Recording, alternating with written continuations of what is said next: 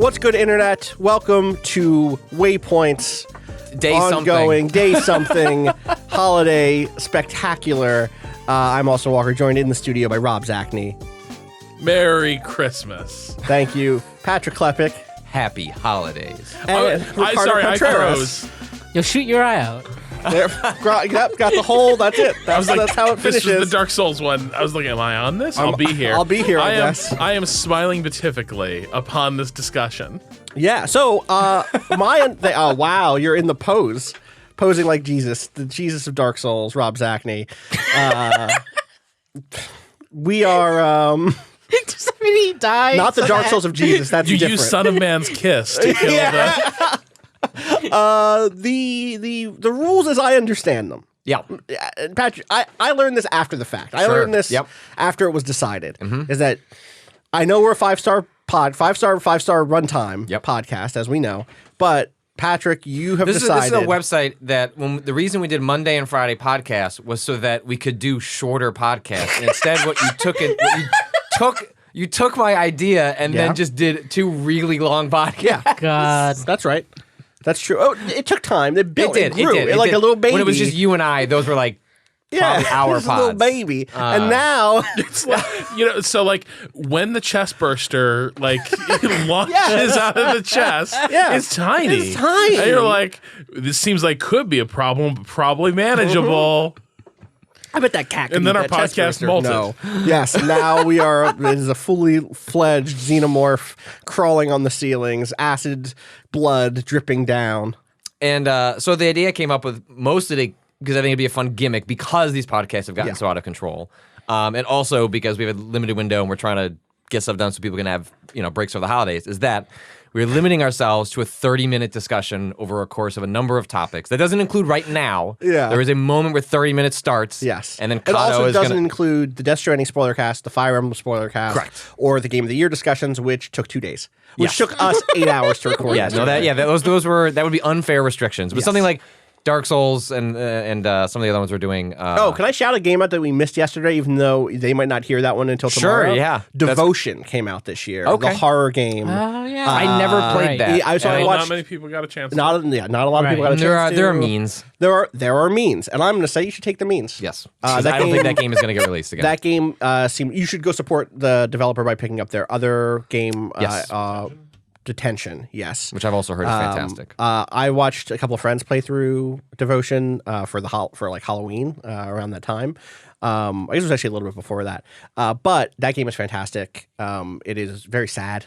Yes. It is a horror game that has some really difficult, which is the best themes. horror that actually uses the horror of humanity to and a really surprising ending is what I want to say. So, and not just surprising like shock jump scare, but anyway, that's it. Okay, Cado, this is officially the first podcast because we have now laid out the rules in this podcast. Shit. Okay. So this has to be first, Fine. which makes it because we can't do that in all the other ones. We did the holiday greeting up top. I think we could.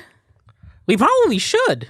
We can, but I mean the way we talked it through. I have now set it up. Yes, I would never in the third podcast be like, well, the way I learned about it is. Yeah. So we'll set up the rules each time. Yeah. But this is now officially the first one. So Dark Souls. One of the ideas y'all had, I guess probably you, Patrick. Is this starting it? No, we're not hitting the button yet. Okay. Right? All right. Or maybe we are. Maybe we are. I think we are. Can you pull up 30 minutes? All right. It's starting. 30 minutes. 30 on the clock. minutes. Can we get a funny alarm sound? Sure. What about like the "you died" sound? Like, yeah, that'd be This is not funny. Or can you pull up a Dark Souls laugh? You should have one ready to go. Yeah, can we just pull up a Dark Souls laugh, please? Yeah, and it'll just play on. No, we need that to start. Oh, you're saying that's good. Okay. Yeah. Damn, live production. Did you find the Dark Souls laugh in Jedi Order? Yes, it's great. It's good. I'm glad it's there. I was glad there's at least one of those in the game. And I think they specifically even typed it out in the subtitles where it's like a K, I forget what it is, but I think it was even written in a way that was supposed to like signal this. Yeah, exactly. Nothing matter, I tell you. That one. That one. Or this. Wait, this is just a compilation. Yeah, that's fine. Yeah. That's fine. This is great. How long is the compilation? It's a minute and 30 seconds. Great. We're listening to it. We don't have to listen to it all the way through the second time, but I want to hear them all right now. Yeah. Dark Souls laugh of the decade. That would have been, yeah. Oh-hoo! What's that guy's name? Was it a big Sigmund? Siegfried? There's a couple of different ones.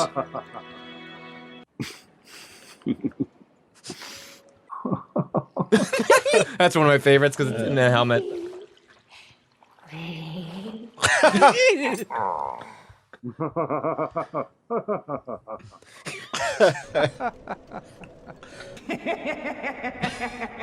think this is showing there's a breadth here that Absolutely. people. Oh yeah, but there's a through line. Mm-hmm. There's a story to be told about this that is untold. Yeah, you're right. I need to ask Miyazaki next time. Yeah. End of story. You bloody fool. Perfect. Okay, all right. Do you want to hit the timer? Timer. Go. So Dark right. Souls, Yep. one of the ideas you had was Dark Souls of the decade. Conversation about Dark Souls. Also, you're going to make me talk about Dark Souls 2. We've hinted at this in the past of we diverge on Dark Souls 2 pretty sharply. Yeah. Which I will posit a lot of that probably you've talked about some mechanical or layout things you like about Dark Souls 2, but I think we often come at this series from different angles in which like I don't care that much about the lore or the storytelling. Right. Like I'll watch a video and appreciate it, but during the act of playing the game, I'm doing almost zero engagement with it. Bloodborne was the rare exception. Yeah. Because the setting really called to me. And so Dark Souls 2 I found to be the least interesting to play, and I still mostly think that's true.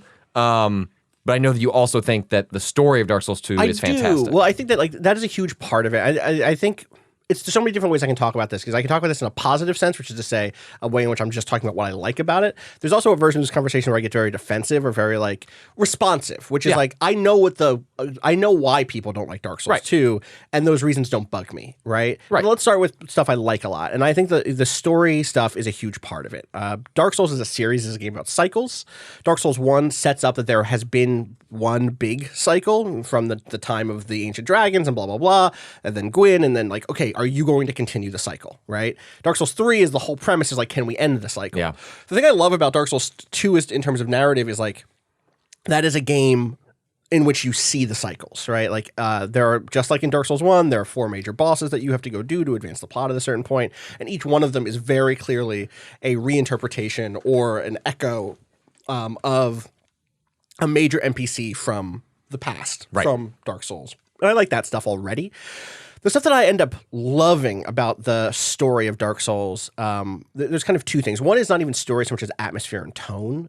There is something about places like Majula. So I will say, I think Majula is all-time good. The all-time like spot to hang out in. Like the music is incredible. Like it's a beautiful little area looking over the water. Totally. Like in a game, in a series full of ugliness, it is like one of the rare times when it's just profoundly beautiful. Right. Well, and then the other half of it is, it's funny that you don't care about.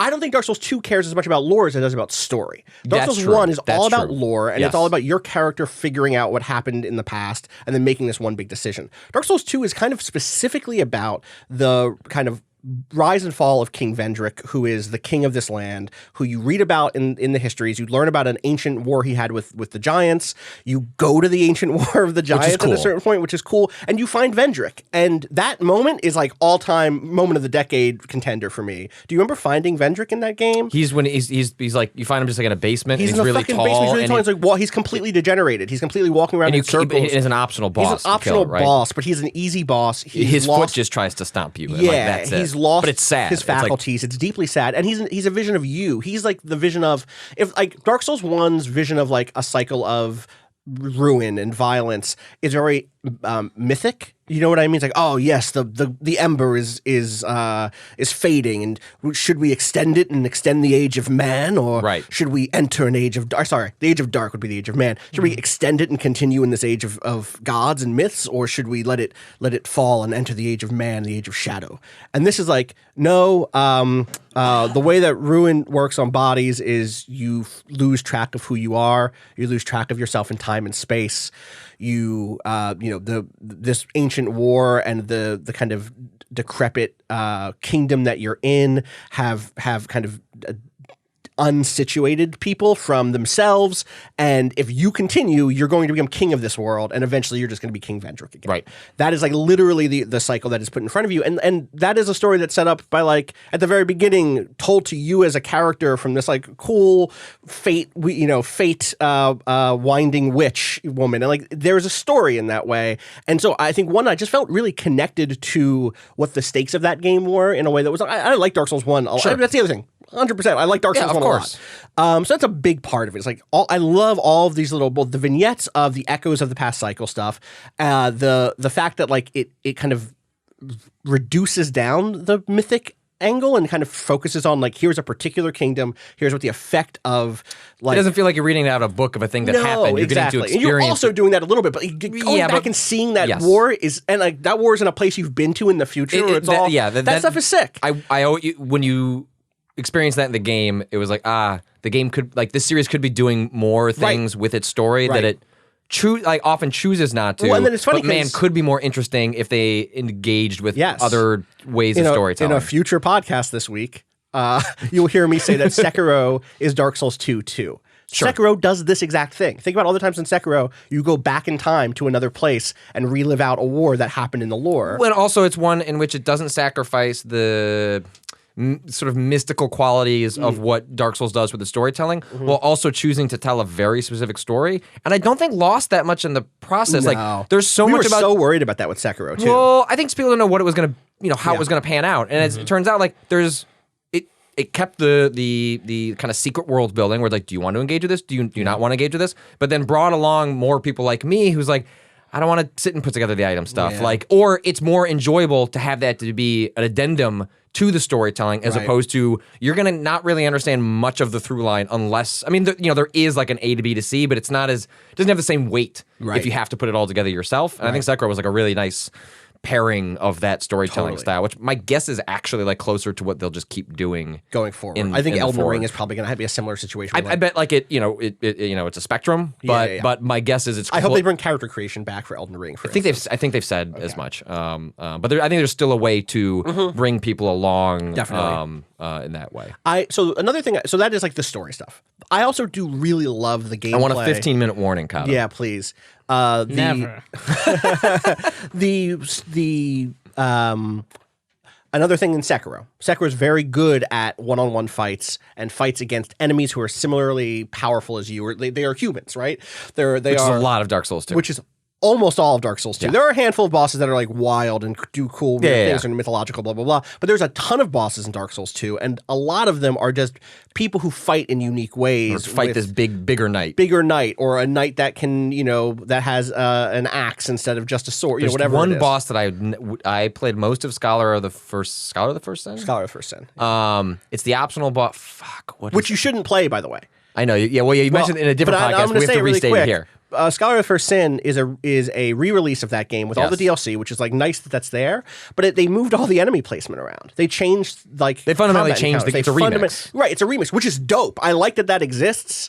I never got around to playing Scholar of the First Sin, and I would like to, but I think I'd rather just replay Dark Souls 2 again first and get that experience because I loved the combat encounters in that game. That's a very, again, like Sekiro, a very open game. The Rotten, one of the all-time good bosses. Totally, I'm trying to find the one that I couldn't beat. There's a lot Smelter Demon. Fuck you, Smelter Demon. Smelter Demon. I'm gonna look them up.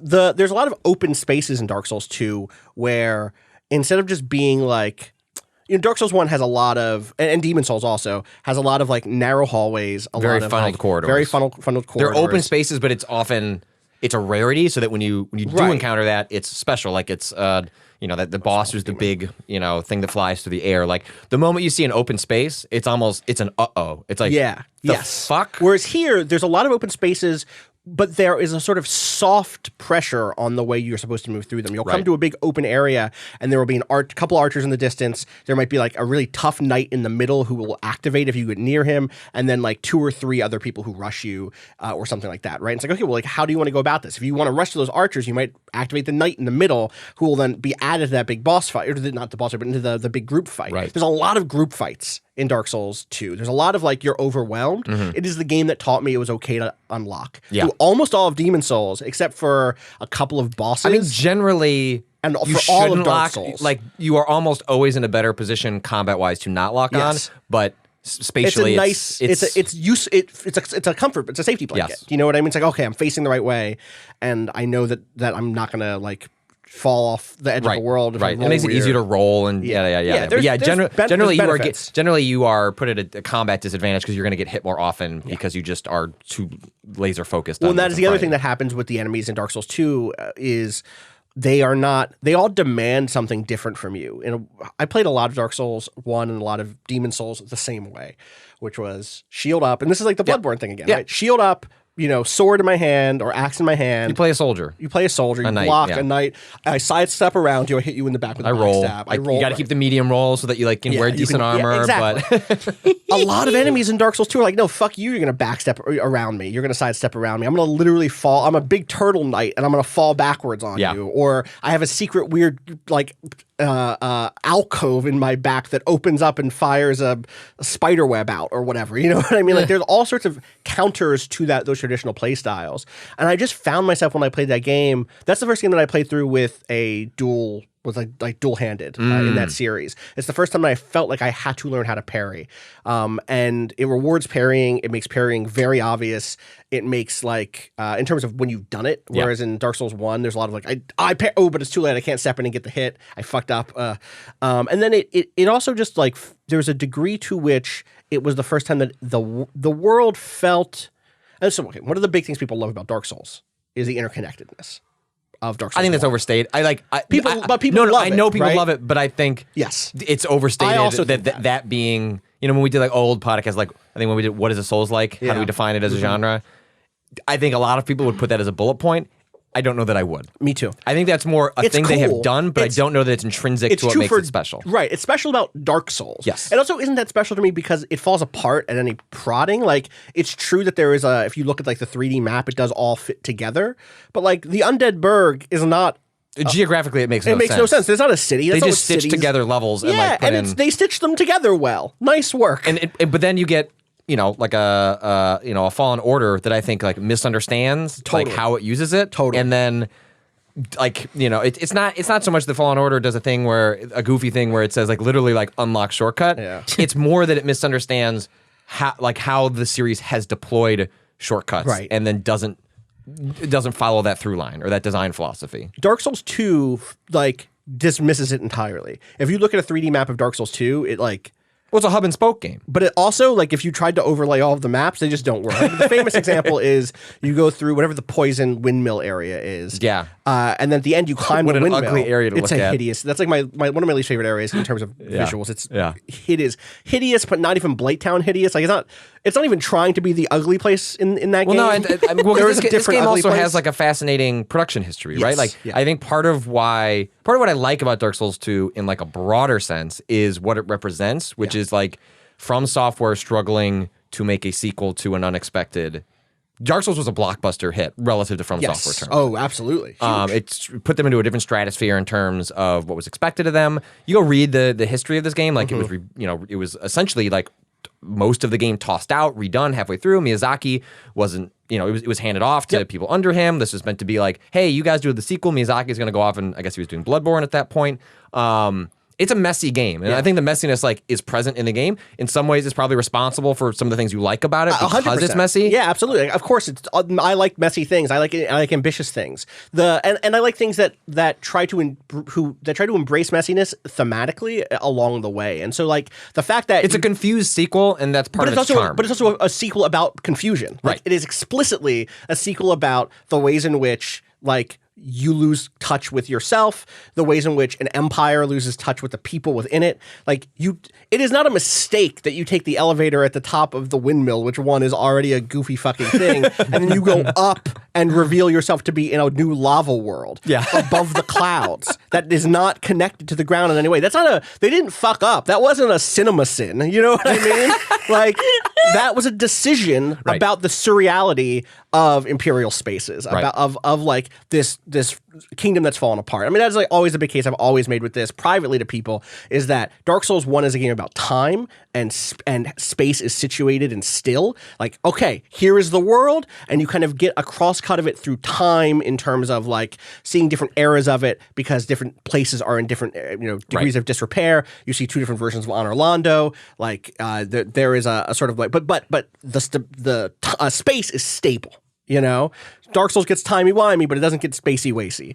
Dark Souls 2, stealing terms from my good friends who do the Bonfire Side podcast. Dark Souls 2 gets fucking spacey-wacy. Yeah. Dark Souls 2 doesn't give a fuck. In fact, it does give a fuck about the ways in which spaces flow in and out of each other, but it gives a fuck about them in a way that it wants it to feel wrong. You want to like slip into the well in Majula and end up like this is a regular well. There's a well in Majula that is just a hole in the ground that goes forever until you're like seeing ancient weird creatures. You see you can climb back up through it though, right? You can't get back up. You actually have to either teleport back up or get to the bottom. You can go down, right? There are platforms. Like, you need like something to. That is where like the Gravelord Nido's echo, or not echo, but like whatever the Lord Soul is equivalent, is all the way at the bottom of that. Past, I want to say the Rotten. I forget the name of that. This is the thing is like I didn't get a chance. Some of the rats in that opening Majula area, they're fucking hard. They're hard to fight. Yeah, they will fuck you up. There's that one down in that basement. Ugh, maybe you know what? Maybe Fallen Order understood something about Dark Souls more than we gave it credit for, because the fucking goats in that game will mess you up. Those rams or whatever. Those rams, with the horns. Those are the hardest enemy in Fallen Order by far. No, Ungle Bungo or whatever the fuck that guy's name is. We done? That's 15 minutes. Oh. And we should take a break. Really? There's going to need to be a break. Let's take a break.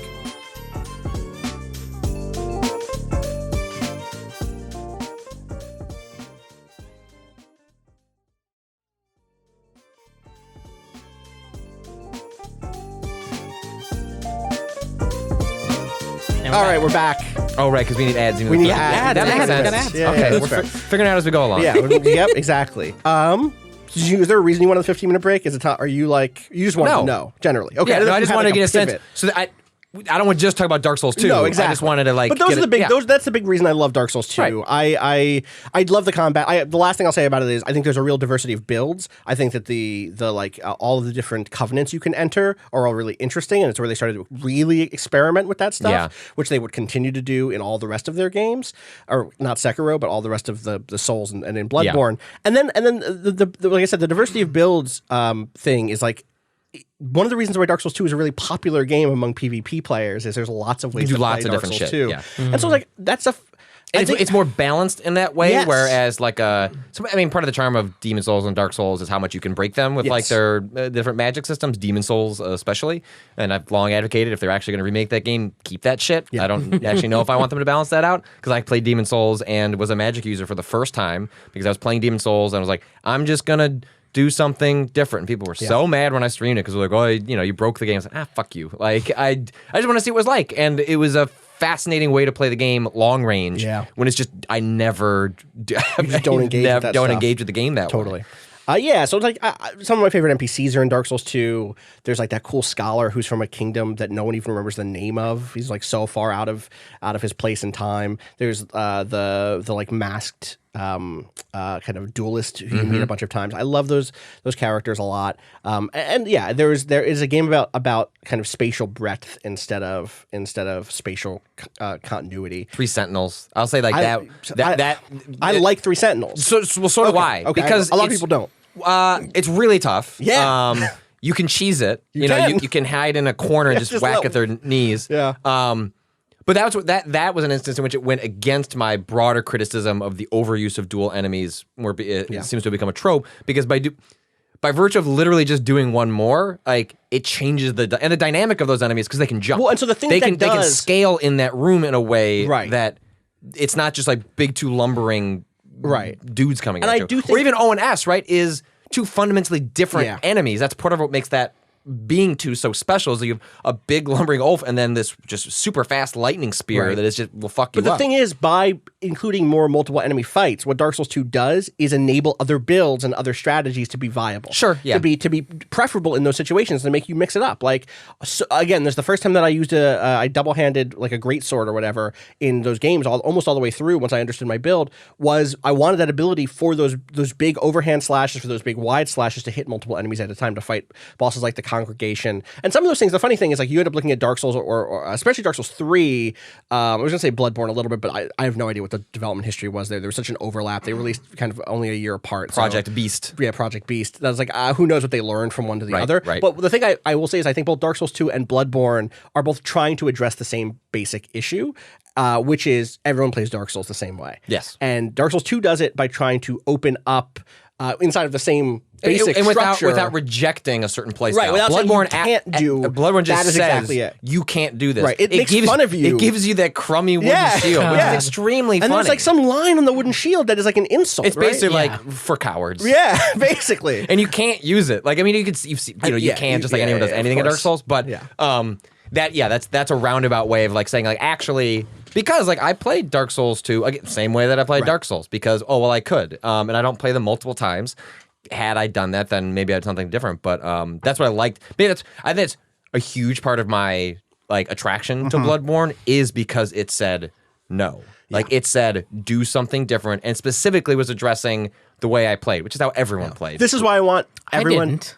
You didn't. What? You from the jump were not playing. I picked up the Uchigatana in the first Dark Souls and never put it down. And I also never. Where do you find that? Where is that in Dark Souls? In Undead Burg, there's a merchant that if you kill, you pick it up early. You just kill this merchant. Yeah. Okay. Yeah. I was gonna say. I was like, I don't remember picking that up, but I was like, right. But you can get special items if you kill certain. Absolutely. merchants. And that I used that sword throughout. Tried to upgrade it as much as I can. Like tried to hold on to it as much as I can because I love the moveset and it was light enough and dexterity based that I could have the fast roll if I built it that way. Which is what I did. Which is what I fucking did. And in Dark Souls 1, I think I used the hand axe for 3/4 of the game. Well, you what? Yeah, because you can just that's you can a just popular build. You can just like it starts not particularly useful. Yeah. But if you just dedicate the upgrades you were to a pyromancer, it turns. right? Yeah, I was a pyromancer. Yeah, so yeah, I did pyromancy with the hand axe, and like eventually I gave it up for some big ass sword towards the end of the game, but like I had the hand axe for a long fucking time in that game. I just used katanas, whatever katanas I could find because they were fast and had a slash and a thrust option. Totally. Sekiro is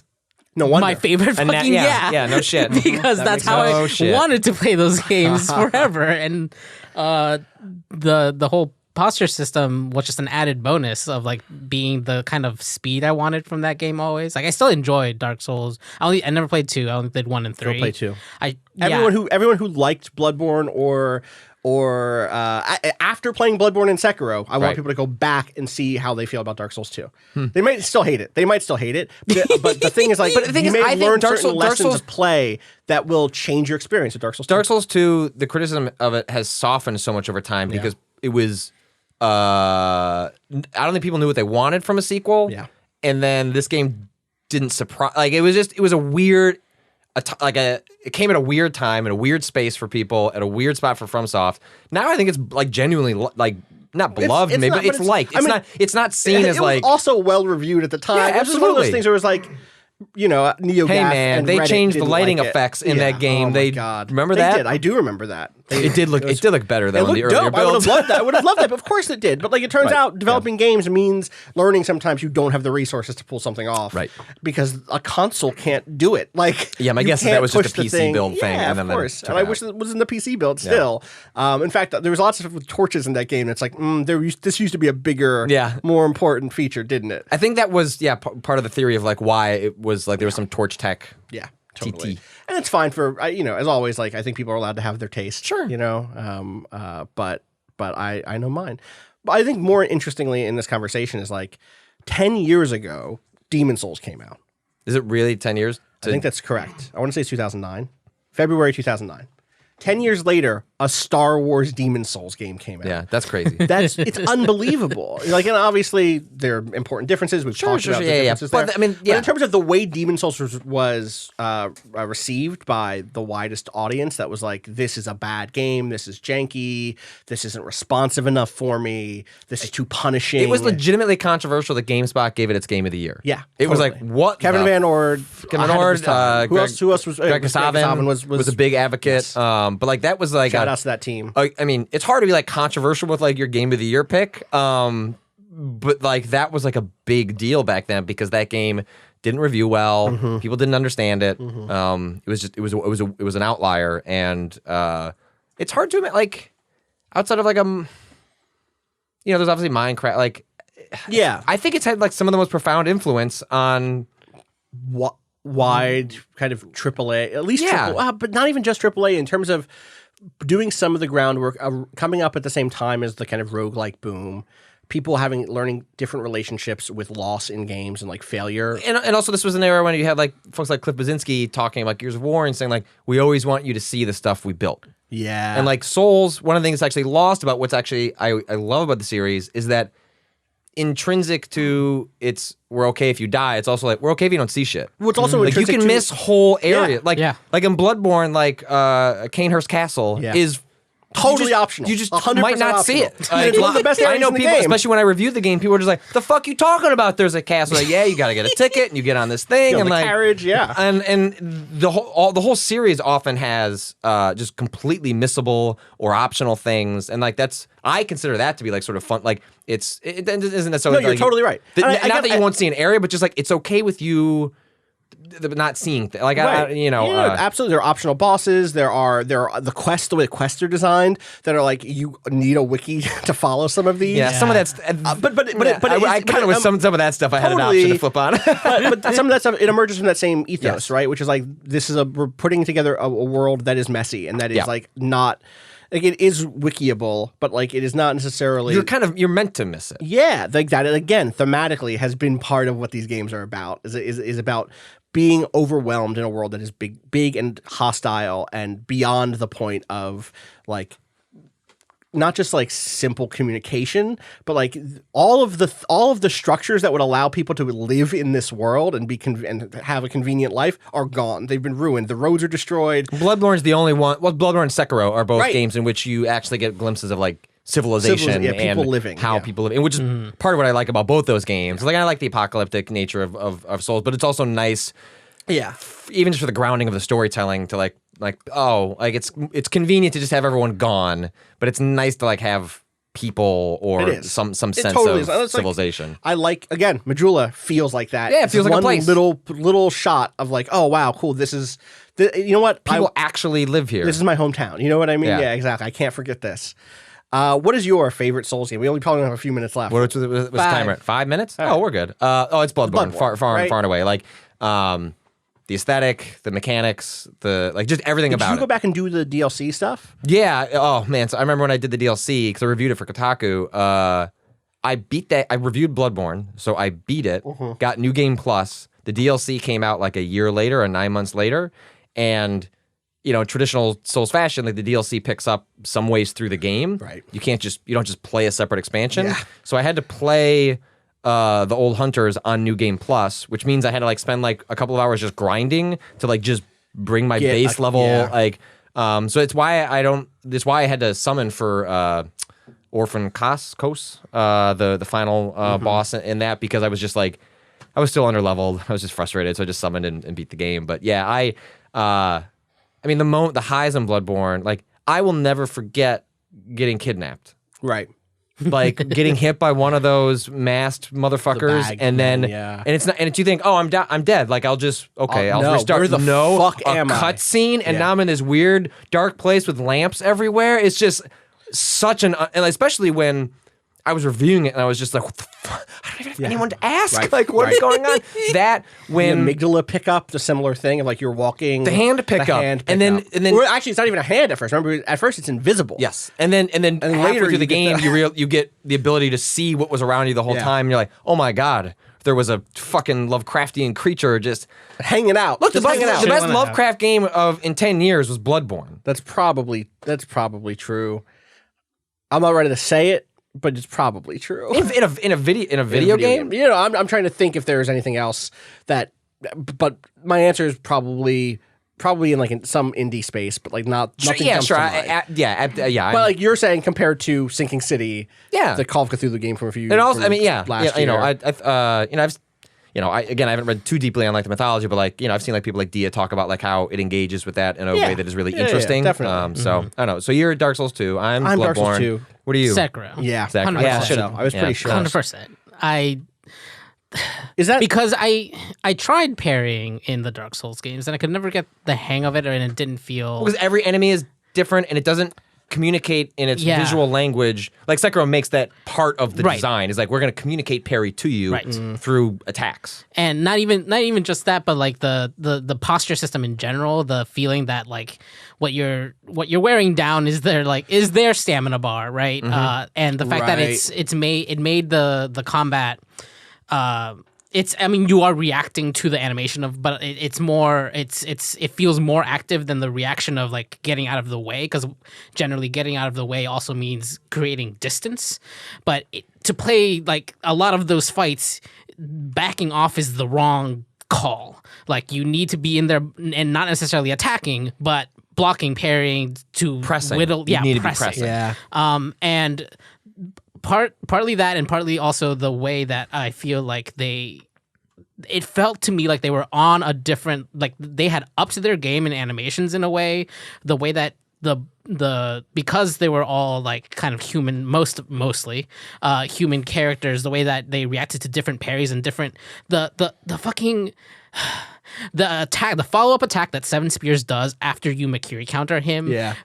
It expresses such an anger at the fact that you fucking stepped on his spear. That like I was like, oh my, like this is wild how much detail they've put into making these feel like if you like took any clip of one of those fights where you're doing well, it looks like a fucking movie. Like I mean that's like one of my favorite things that there's that account on Twitter that just does the GIFs. Oh, I can't remember the name of the person who runs it, but fantastic. It's just like I love seeing the game. Yeah, dude is starting to get invited out to. Oh yeah, I saw that he did. EA was just like, hey, come out and just record a bunch of Fallen Order footage. Yeah, totally. Which is and cool make as Fallen hell. Order gifs for us. And the big thing too for me was like even when they went big on the enemies, you could still react the same way. Even if they added, they add certain things that are like, well, if you're gonna get hit by something this big, the parry is gonna like. Yeah. Like really the Great Ape, like you could still you would that shit. you would fucking stab your sword into the ground and use the friction of the ground to block it, but you still fucking block it and it still does a ton of posture damage. And it was so fucking cool to be able to stand up to those things that way, even though like if you fucked it up, you're out. Done. Like you're done. Makiri counter, I think I just watched someone Makiri counter. It's very good. It's the best counter in the game. It's the best counter in the counter of the decade. Counter of the decade. Parry of the decade. Makiri counter. Especially because that specifically the way that they signal that with one symbol, but it could be what was it? 2 or 3 different things? 2 things. 3. 3? Couldn't it? What's the third? Grab. Grab was the third. Grab, I feel like, was the easiest to tell apart. Yeah. But, like... Is it going to be a sweep? Is it going to be a sweep or is it going to be a stab? And some of those were real close together, but, like, it always felt fucking amazing when you hit it. That's such a brilliant idea of, like, we're going to signal that something big is coming, but you still have to read body language to know what it is. Yeah. Where are we at on time? I'm guessing we're there. Yeah, okay. 30 minutes. That was good. All right.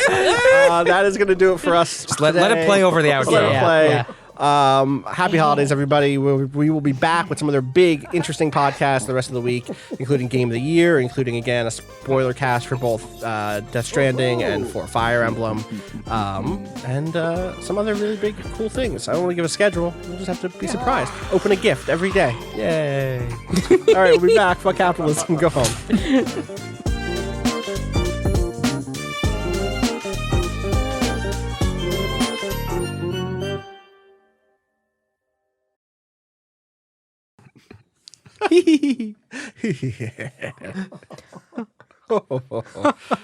What do you think an advent calendar would contain? Wait a minute, what? An advent calendar. What's an advent? From advent? XCOM. That advent. Yeah. Like just to open, like what's your mutant of the day? Mutant of the day, yeah. Like what will would it be? What will you be like, turned into at the pods? Or would it be like qualities? Like of a good citizen. Compliance. Yeah, exactly. Spend today thinking about compliance. Have you complied? No. Well, with the fact that you said no, there's a knock at your door instantly. And out the door, and I'm gone. Yeah. I heard you ran out of cheese. Yeah, gotta go. Pepperoni. All right, what are we doing? What is this? You know what's sick about this? We don't have to clap. Yeah, that is good. I like to do it though. 3, 2, 1. Damn. Patrick. That was all right. Thank you. Congratulations, Patrick.